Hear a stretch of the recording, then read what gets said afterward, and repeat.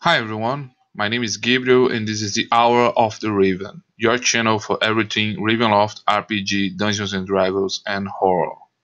Today, we shall delve deeper into our studies of the dread doppelgangers and discuss the best way to hunt, find, and destroy these social parasites.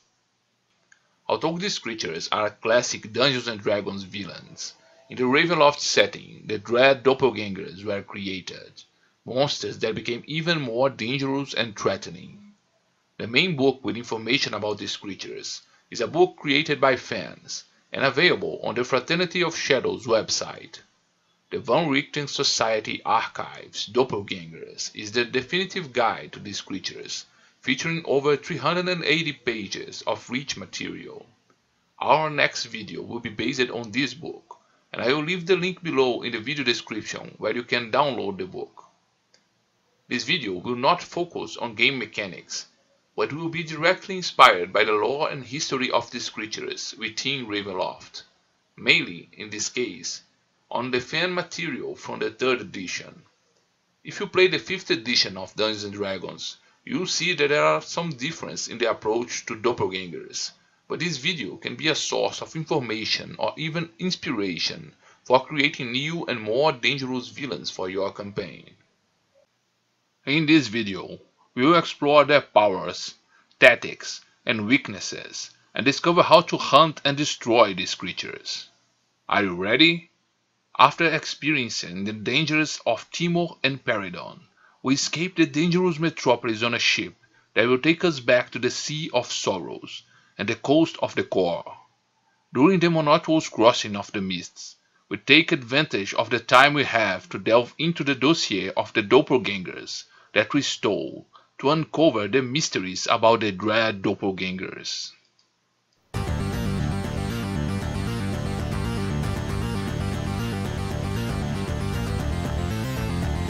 Hour of the Raven.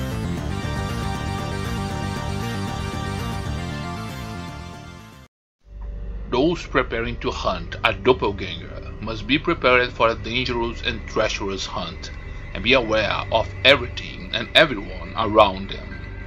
These social parasites secretly infiltrate society and are masters of spreading paranoia, intrigue, and deception. Their potential to cause harm is enormous, and unprepared hunters can become easy prey for these manipulations. Although most of these creatures are not considered as dangerous a challenge in combat as a lycanthrope or a powerful undead, the subtle and secretive method with these antagonists operate often represents an even greater and more insidious danger. It is necessary to know in depth the capabilities and characteristics of this type of threat before even considering the hunt against this enemy. Otherwise, you risk becoming an easy victim in their network of intrigues.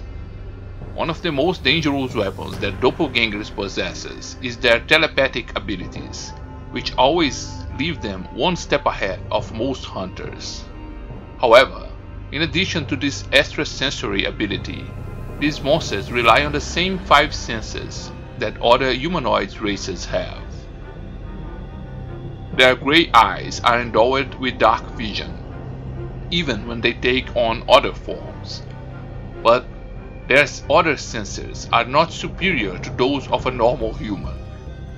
Despite this, these creatures naturally develop great observation, perception, and hearing capabilities, gifts necessary for their social infiltrating tactics.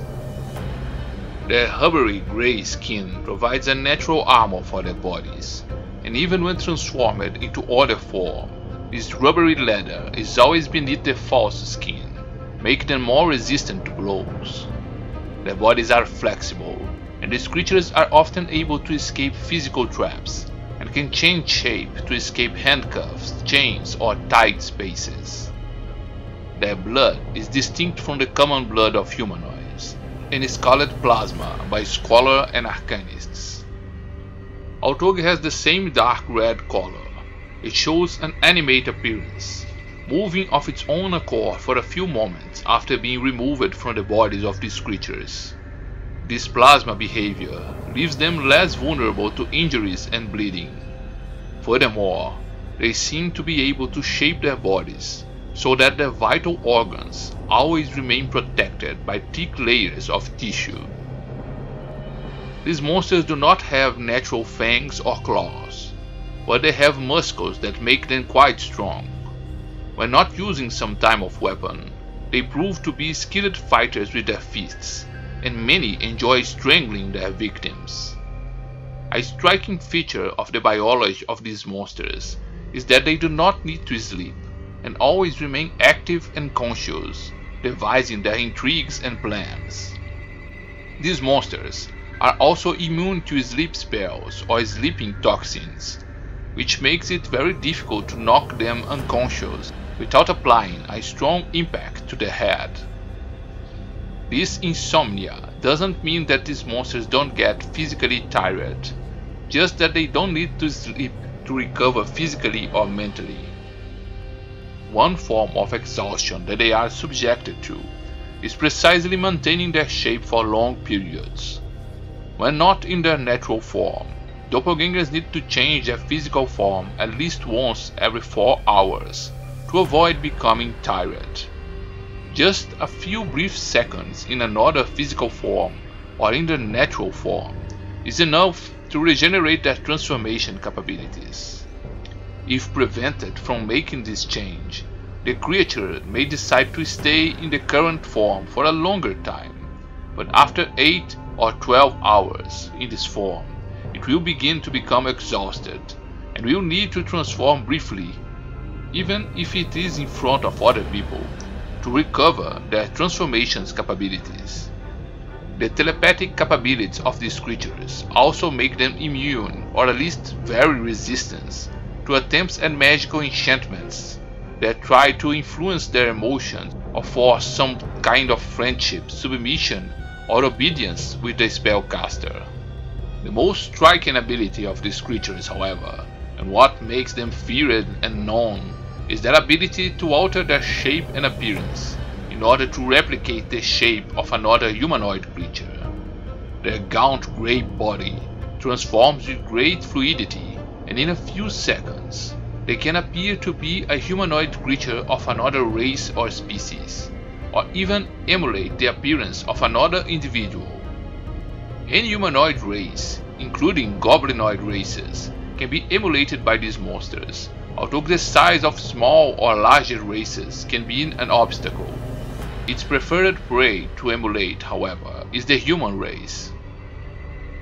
The transformation is physical and biological, and challenges magic users who are not able to identify its presence or dispel its effects with spells. To replicate someone's image, a doppelganger only needs to visualize and observe the target for a brief moment.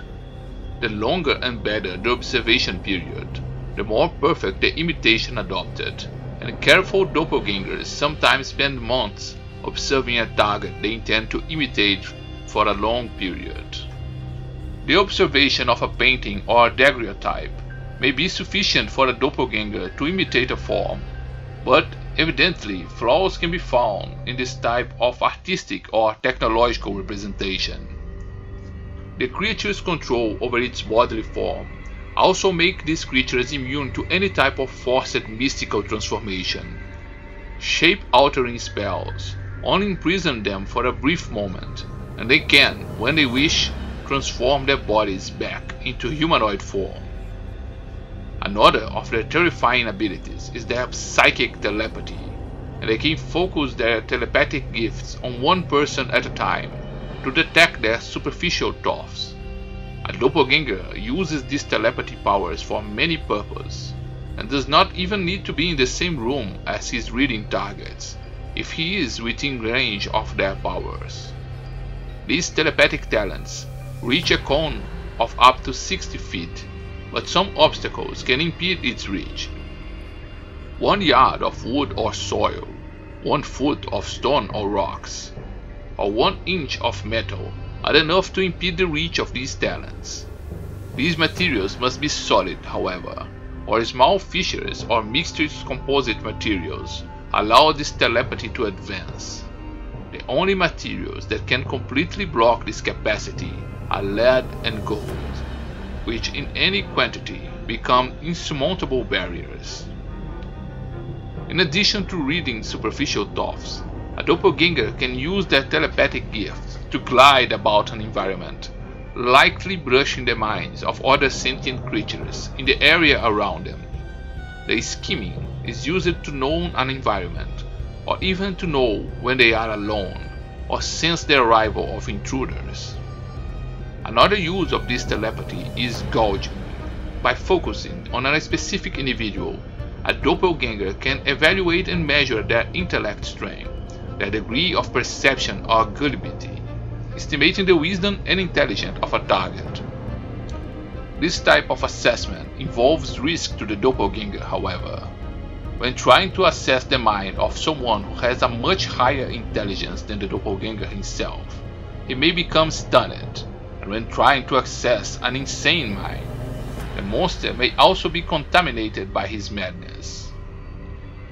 The probing or mind reading only begins after a target has been identified and gauged. Even if it is unaware of the attempted invasion of his thoughts, a target's mind innately resists this probe attempt, and if it is stronger than the creature's mind, its thoughts will be safe, at least temporarily. However, if a doppelganger manages to connect and invade another's thoughts, it can probe their surface thoughts for up to 18 rounds. In some cases, when they find a victim with low mental defenses, doppelgangers can obtain even more information, identifying the victim's emotional context, or even obtaining images and sensory memories of the target. Some measures can be used to repel the sinister powers of these monsters.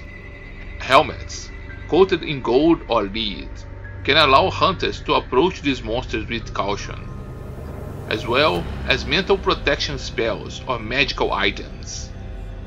Doppelgangers, who know such protection mechanisms, destroys whenever they can items and spellbooks that have these protection spells.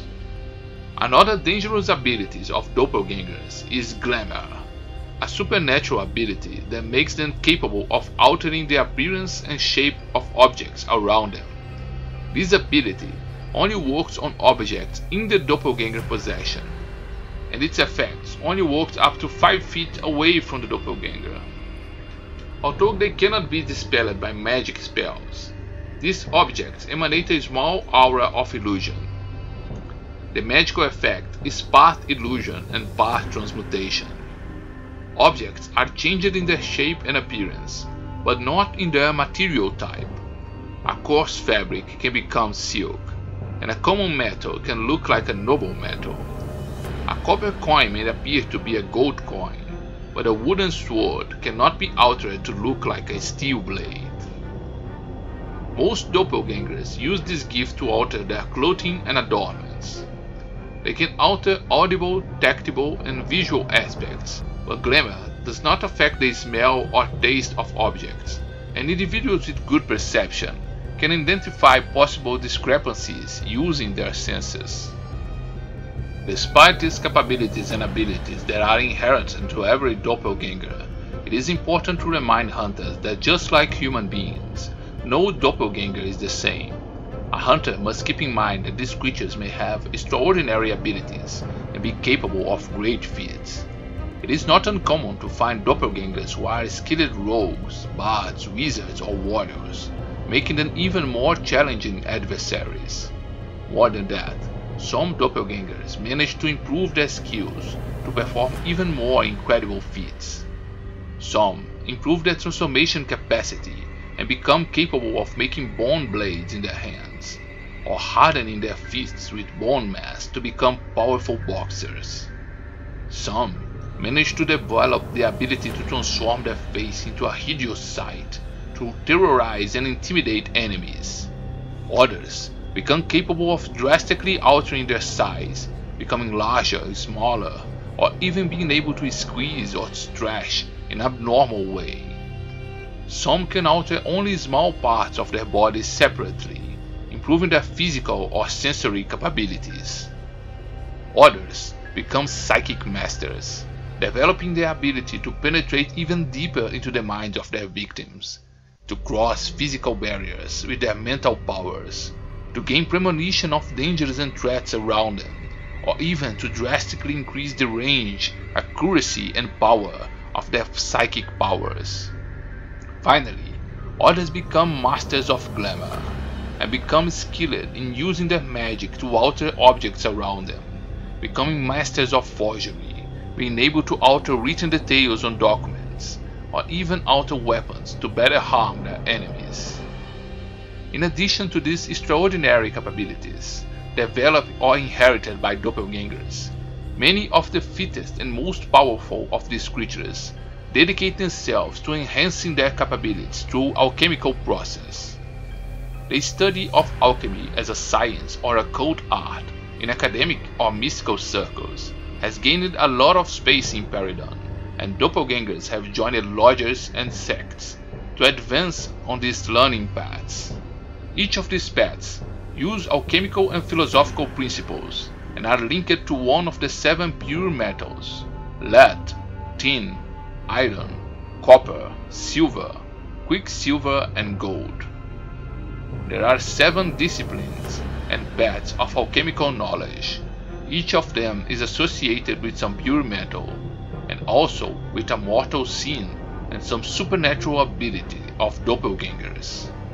Advancement in each of these disciplines demands great determination and discipline from doppelgangers, who need to embrace the mortal sin associated with this path, while improving their mastery over the skills developed. This process ends up altering the doppelganger mind, making it increasingly monstrous and less empathic towards the humanity that surrounds them. To advance from one level to another, they need to master complex alchemical mixtures that purge emotions and virtues contrary to the mortal sin that dominate this path. This alchemical process is very complex and requires advanced knowledge and years of study, as well as access to complex laboratories. Generally, the ingestions of these elixirs involve the chemical extraction of emotions from other individuals.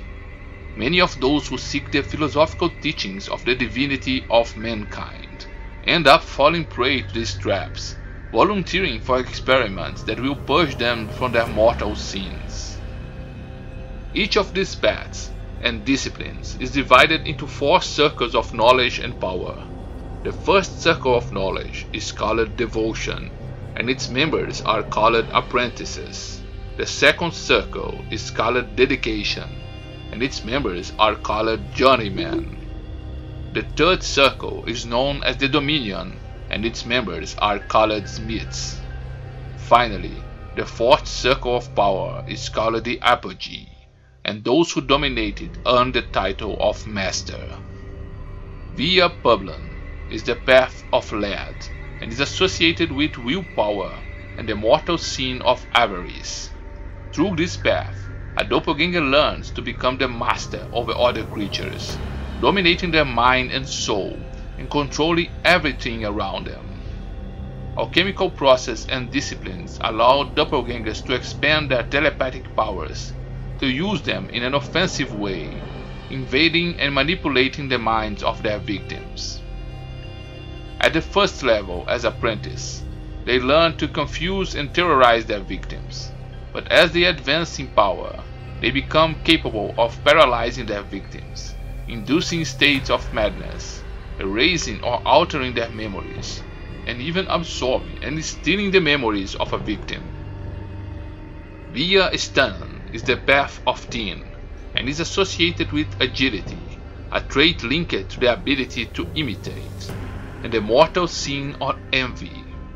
A devotee of this path becomes progressively capable of expanding the limits of their transformations, becoming capable of also emulating animals, and even transforming their body to emulate the undead, constructs, monstrous creatures, and even unnatural outsiders as Fae and Fiends.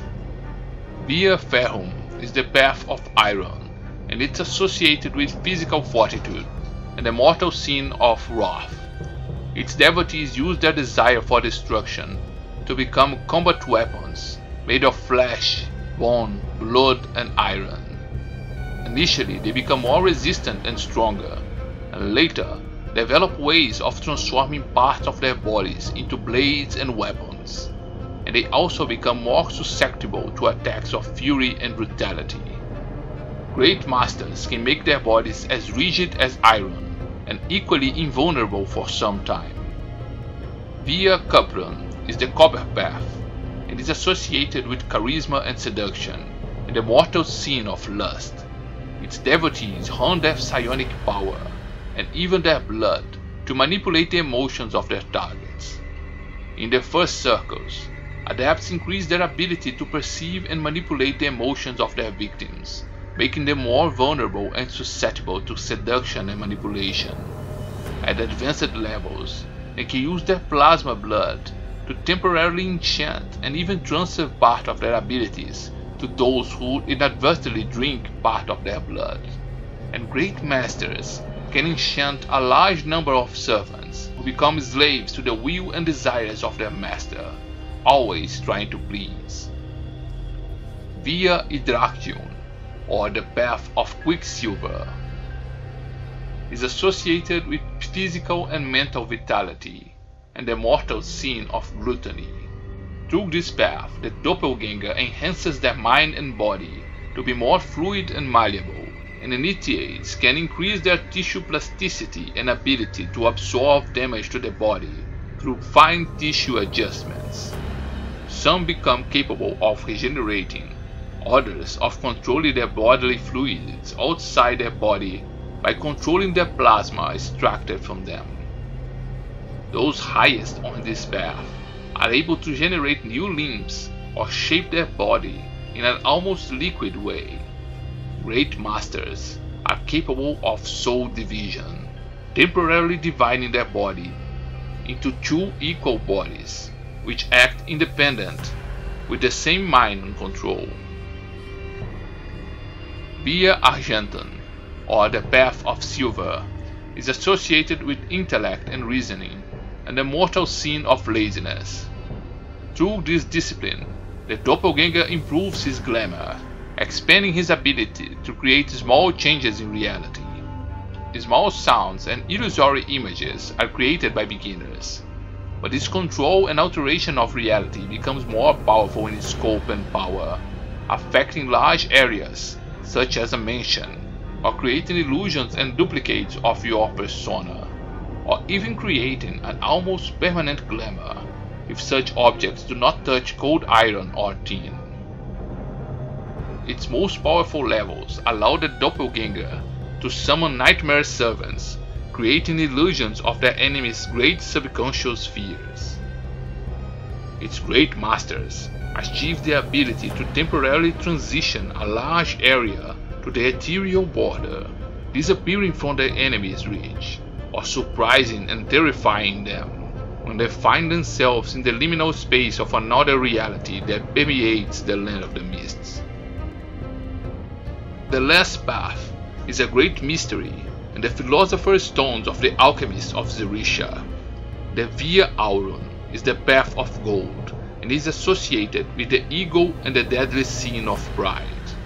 Its teachings and existence are supposedly reported in a book called Via Aurum by a great alchemist who has now disappeared, and access to the stone is highly disputed. Although many seek to develop this discipline, no one has managed to understand it and master its teachings. The Golden Path talks about the ability to become a perfect creature, a master of all other paths and capabilities simultaneously. However, each path is exclusive of the others, whether in the metals used in the alchemical process that have opposing effects, or in the developed sins that becomes incompatible. The path of gold is currently a myth and legend, but what horror it could be if any masters become so powerful as to dominate all the paths simultaneously, becoming a practically unbeatable opponent. Some alchemists argue that the path of gold is actually a purification of the soul, and return to humanity. This spiritual viewpoint is rejected by most scholars, however. Sinister rumors speak of alchemists who want to rebuild a machine called apparatus, capable of transmuting souls between bodies, and allowing a master to transfer his soul between many bodies, mastering multiple paths of knowledge through the transmigration of his soul between bodies already transmuted by the alchemical knowledge and process. All this alchemical experimentation has also resulted in the emergence of some abnormalities. Failed experiments can reduce a doppelganger capabilities, and evidence suggests that the children and heirs of these alchemically modified doppelgangers can also develop problems with their abilities, having anomalies in their powers that prevent them from fully exercising them. Once the degree and extent of these powers are known to the hunters, we need to focus mainly on the tactics commonly used by these creatures in their social parasitism. Doppelgangers are selfish creatures, seeking comfort, safety, and control over the environment around them. Unless they are executing part of some greater plan of their masters and clans, these creatures generally opt for a life of comfort and riches, surrounding themselves with what they find valuable. Although power and wealth are always sought after attributes, this is not always what a doppelganger desires. A monster with arcane or academic inclinations may wish to steal identities from those surrounded by knowledge that would otherwise be inaccessible. The process by which a doppelganger infiltrates societies begins by assuming another personality. Their tactics and methodologies for choosing a target largely depend on their goals. When they act on orders from their clans, it is difficult to find a pattern without first discovering the nature of their plans. But when they act alone, some patterns can be traced. A doppelganger usually performs short-term takeover operations when it intends to quickly obtain resources. In these cases, it usually steals a victim's identity to transfer and steal the resources before discarding the target. Long-term assumptions are generally adopted for more careful operations of resource transfer, or even for the adoption of an imago identity, and a doppelganger needs to be much more careful with their actions. The first step in an assumption process is the target selection phase. A doppelganger's tactics to identify the ideal victim for his action takes several different factors into account. A target's mental strength is one of the criteria analyzed. Wealthy individuals are preferable to poor individuals, just as reserved individuals are preferred to individuals who have many social relationships and may represent a greater risk to the operation. Targets that have great abilities or technical knowledge may be more difficult to imitate, as specialized knowledge and skills trained over years might prove difficult to emulate convincingly. For short-term assumptions, elderly or sick individuals make better victims, as it is easier to justify their death or disappearance in a short term. For long-term assumptions, younger targets are desired to be used for longer periods and are consequently preferred. In different cultures, other criteria of social hierarchy can be considered, with individuals with greater privileges being preferred as victims. Once the target has been selected, the observation phase begins, in which a doppelganger prepares to absorb and steal a target identity. The greater the interest in the assumption, the longer this phase should be. Although mind reading is an important tool, it only picks up superficial thoughts. Proximity is necessary to identify the mannerism, speech, the past, and the business of these targets. This research involves interrogating many different sources, and a doppelganger becomes skilled at conversing with and extracting information from the target and those around him. Various disguises are used to remain unnoticed at this stage and maintain the proximity to the target. After the observation phase comes the substitution, where the doppelganger usually murders the victim so that the doppelganger can definitively assume its form and life. Some hard doppelgangers prefer to keep their victims imprisoned in a safe place, to extract more information if they deem necessary. But this kidnapping represents a series of difficulties and risks to their false persona. The method of murder varies depending on the doppelganger's preference. Some prefer ranged weapons or firearms, others like proximity and use blades or ropes to strangle their victims, and some are more subtle, with the use of magic and poisons. After assuming the identity, it is essential to dispose the body. A doppelganger must be very careful. The Paridon River has already received countless bodies of victims, but these disposals must take some care to ensure that their bodies do not emerge again. In Xerxes' past, burying bodies in fields and rural areas was a common practice, but after Paridon became isolated in the mists, this practice is not recommended, as the city bodies, even if walled up, end up rotting and being found. The sewers, however, continue to be a good place for dumping, although the access to them also poses dangers. The use of carnivorous animals such as hungry dogs, pigs, rats, or other predators such as Cebua beetles can be an efficient means of disfiguring bodies. However, the most efficient methods continue to be incineration or alchemical disposal of bodies. Soon after assuming the new identity, the doppelganger must begin to protect his achievements. Common tactics are such as dismissing servants and close people, such as trusted employees, and moving away from friends or relationships might be necessary measures. Once a doppelganger has settled into its new identity, it will become an even more dangerous adversary. These creatures are always scheming and plotting ways to consolidate their disguise and power. The prestige and wealth of the stolen identity are used to increase their influence around them, and with the help of their telepathic gifts, the doppelgangers become masters of a complex web of intrigue and manipulation. Their ability to read a person's superficial thoughts is improved so that, through asking the right questions, they can extract the answers they need from a person.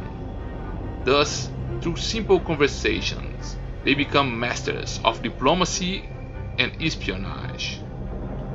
For example, even if they do not know a victim's secret, the mere suggestion that their darkest secret is known will cause the target to bring a thought about this secret to the surface of their mind, revealing it to the doppelganger. Hiding the intentions of a doppelganger who has already managed to read your mind is also extremely difficult, making it impossible to surprise them. When diplomacy fails, these creatures have no shame in resorting to more violent methods, however. Torturing a target can also serve to bring deep thoughts to the surface. If the questions are asked in moments of agony, and even the most resolute minds can reveal their secrets in this way. Some doppelgangers use these gifts in more mundane ways to acquire resources, and it's not uncommon for them to become skilled winners at card games by reading their opponents' minds. Others use these secrets to blackmail, bribe, or manipulate those around them, making their influence in society widespread. When a doppelganger encounters enemies and hunters, they have cruel tactics to outwit their pursuers.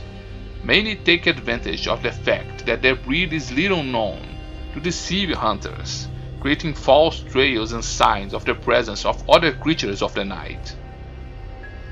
One of the cruelest tactics is the assassination of reputations and the use of false accusations.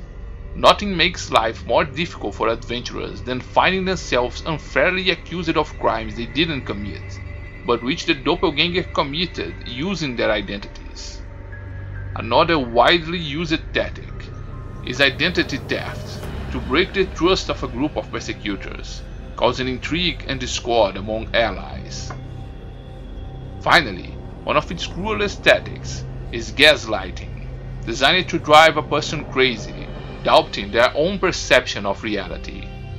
The doppelganger usually does this by assuming the identity of people close to the victim and create different interactions, so that the victim no longer knows and trusts what is real or false. Another cruel technique is forced amnesia. Using sleeping toxins, the victim is drugged until they lose consciousness. While the victim is unconscious, the doppelganger assumes the victim's identity, acting in his or her place.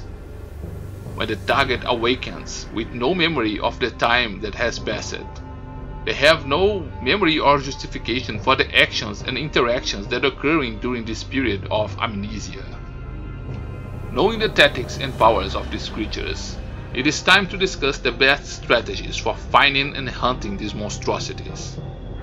The first point to consider when hunting these monsters is the hunter's commitment to their purpose. There are a series of ethical issues to consider when exterminating such creatures, which are a race of sentient beings, and some scholars even argue that these creatures are not inherently evil, but rather social parasites adapt to prey and thrive in disguise among their victims. If someone in a group is not convinced that the presence of these creatures is a blight on the society where they prey, and of the corruption of their actions, then it is better that these persons stay away from the hunting activity. Doppelgangers are terrible enemies, manipulative and capable of reading the minds of their enemies, and any type of fissure or crack in the group of hunters can be used against the hunters. Once the hunt has been decided, it must follow some steps to be effective. The first stage of every hunt is the discovery, when a group finally comes across information or suspicion that a group of doppelgangers may have infiltrated society and are at work. There may be several reasons that led to the discovery phase. Sometimes the report of someone who witnessed a strange transformation or an abrupt change in behavior by a suspect can start the investigation. Other times, the unexpected death of a doppelganger reveals its presence when its body is reversed to its natural form, and the population begins to paranoidly suspect the presence of others of this race in their midst. Sometimes, an oversight on the part of the creature reveals the corpse of an individual who mysteriously still walks among the living, or a wound on the creature reveals the anomalous behavior of their blood. When none of these circumstances present themselves, but hunters suspect the presence of these creatures in the city, the best place to start checking for the presence of these creatures may be simply by listening to rumors or checking official city records. The important thing at this stage of the investigation is to search for patterns that indicate the presence of these creatures. A large number of deaths and disappearances among figures from the nobility, aristocracy, or the highest classes in the city may be an indication of the presence of these creatures. A pattern that can be commonly observed is the change in behavior of potential victims. Rich individuals who suddenly change their behavior and become reclusive and isolated, just a few months before they die in an inexplicable way, might indicate the presence of doppelgangers, especially if after their death, the heirs realize that part of the deceased's wealth has disappeared. The truth is that the social parasites end up falling into a pattern of action after a few years and become lazy and lenient, adopting an efficient modus operandi, but repetitive and susceptible to being identified. If records are not sufficient for this research, a band of hunters must pay attention to the rumors and gossip that surround a community. Reports of suspicious behavior, sudden changes in behaviors or personality, isolation or withdrawal from close people without plausible justification may also be signs of action of these creatures. After the discovery stage, one of the most important phases of the investigations arrives, which is confirmation. One of the greatest dangers that can plague a doppelganger investigation is a false diagnosis, accusation, or even confrontation, which can cause serious damage to a community and even lead to the death of innocent people. Confirmation of the presence of a doppelganger must be unequivocal before any action is taken. One of the ways to confirm these suspicions is by checking the body of a suspect. A skilled doctor will know how to determine that the heartbeats of these creatures are different from those of humans, and this can be a good indication of their presence if it is possible to subject the suspect to this type of examination. Detailed analysis of the suspect's body can also reveal signs. The copy made by a doppelganger is not an identical copy of the body, but a recreation made by observations of the creature. A doppelganger can only imitate what he has seen and perceived, and will not always have access to all characteristics of the imitated body. Birthmarks, scars, or bodily features in places that are not socially visible can be indicators of the presence of an imitator. This type of confirmation reveals some obstacles. First, it is necessary to obtain this type of bodily information about the victim, which will only be found in people very close or intimate with the victim. Second, it is necessary to create a situation in which the doppelganger is exposed in its intimacy for this bodily confirmation. Finally, a big problem is that experienced doppelgangers usually carry out a detailed analysis of the victims' bodies before recreating their image, even if after murdering them, in order to leave no trace of their deception.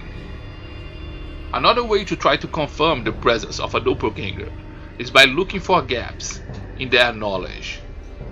No matter how perfect their body imitation and research of the victim might be, a doppelganger cannot know all the past information that the victim possessed.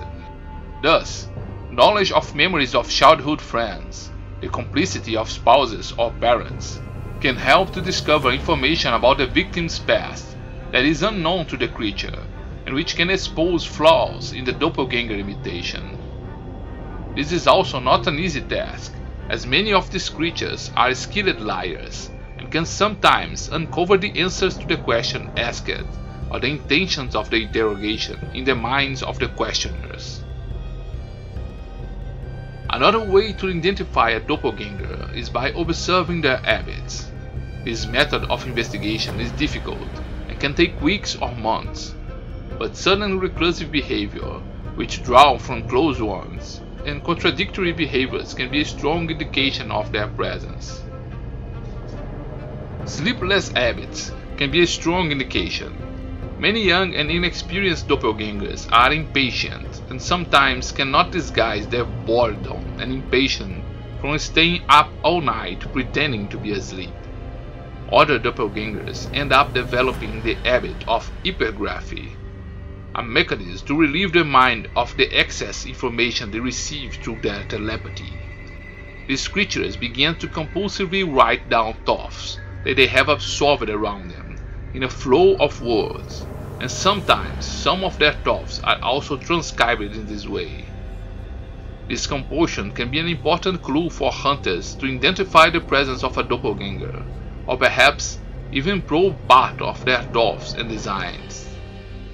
The use of divination magic can be very useful to observe a doppelganger from a distance and try to catch him relaxed and off guard in his intimacy, allowing the observation of some of his transformations.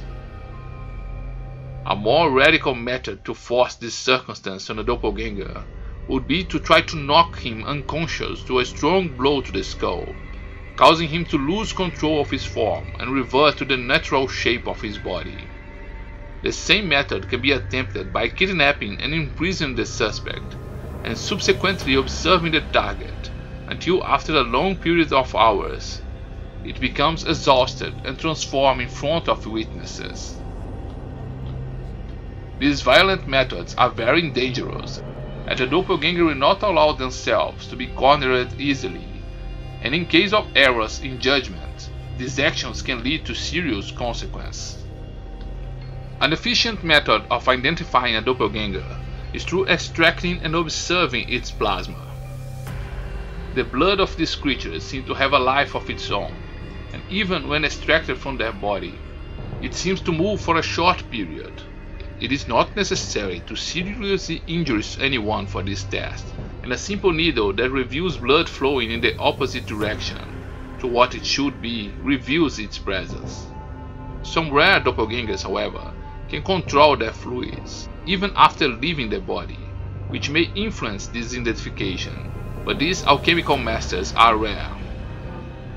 Finally, another way to seek to identify a doppelganger is by searching for their personality traits, tics, and habits. It is not uncommon for these monsters to harbor grudges, resentments, or affinities from their childhood, and some maintain some behavioral traits, language, expression, fears, or habits from their child phase, which can be used to identify them by hunters who know their past. This way, it is possible to try to identify a standard behavior of the doppelganger that reveals its presence, no matter which persona he is impersonating. It is difficult to find such clues, but by finding them, a doppelganger becomes more vulnerable. While a group of hunters is on a hunt, in addition to seeking to find a rival, they must also learn to protect their secrets and their lives from these dangerous enemies. A doppelganger is a dangerous adversary, and they can often reap secrets from the adversary's mind. An important artifact to help in this hunt is the use of revested helmets with layers of lead or gold, so that hunters' minds cannot be perceived by the doppelganger. When such equipment is not available, or its use is not appropriate, a common tactic among groups of hunters is to segregate information between group members, so as not to allow all plans to be easily captured by the enemy. The ideal is that only those who are mentally strongest know the entirety of a plan, and that their companions know the minimum necessary to act. In some cases, even spreading false plans among some of the weakest-minded group members can help lure the doppelganger into a trap. An important piece of advice to give during a doppelganger hunt is that a hunter should never remain alone. Those who isolate themselves from their companions can become easy targets for their enemies and be replaced by imitators. If for some reason a hunter is alone and is attacked, it is recommended that he screams or make as much noise and fuss as he can. Thus, even if a doppelganger was successful in eliminating and replacing the victim, they would still have to deal with the unwanted attention drawn to the location, making their actions difficult. One way to prevent doppelgangers from infiltrating the group of hunters is to create procedures to make their infiltrating difficulty. Using frequent blood tests or adjusting secret signals can help identify when an impostor has infiltrated the hunters. Another ideal alternative for hunters who come from foreign lands is to communicate in a language unknown to the doppelganger.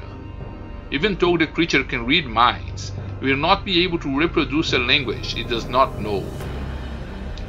Knowing the body marks and scars of your companions also make the actions of these monsters more difficult.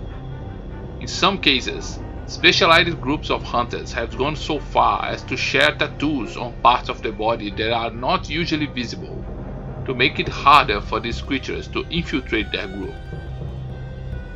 The presence of animal companions among the hunters can also help to reveal the presence of impostors. Doppelgangers cannot emulate the smell, and the behavior of an animal companion like a dog around a group member can be a telltale sign that something is not right. Finally, a drastic means of revealing the presence of an impostor is through dismemberment of the body part. A fingertip, if torn off and taken away from the reach of the doppelganger's glamour, will quickly turn grey and elongated, revealing the impostor's presence. Once the presence of a doppelganger has been found and confirmed with certainty, hunters must be prepared for combat. Although they are not powerful opponents in hand-to-hand combat, hunters must be careful with their fists. Ranged attacks can be an efficient way to defeat such creatures, without allowing them to use their strong fist against hunters. When planning a combat action, hunters must always be concerned with the web of intrigue that surrounds the target. As social parasites of great power and influence, they usually have servants and bodyguards. and until their monstrous nature is publicly proven, hunters can be mistaken for criminals. Once the combat option has been made, however, it is recommended that hunters act quickly and directly, attacking the doppelganger at an unexpected moment. These beings are masters of social intrigue, but can be surprised by a direct and unexpected attack, which does not give them a chance to create a favorable scenario in their favor. Finally, hunters are recommended to always check whether the creature is really dead at the end of a fight. Death reverts their body to its natural grey elongated form. There are reports of creatures that assume their true form when badly hurt, to try to pretend they have been exterminated and escape their attackers. Our minds are filled with the horrors of the doppelganger trap, as we finally finish our studies of the infamous dread doppelgangers. The end of our studies coincides with the conclusion of our crossing of the Mistway, and our ship finally emerges from the mists into the dark waters of the Sea of Sorrows. The ship's captain soon ordered us to assume our role amongst the sailors, while we sail through these dark and dangerous waters. Subscribe to the channel and turn on notification, and in the next video we will explore the dark waters of the Sea of Sorrows.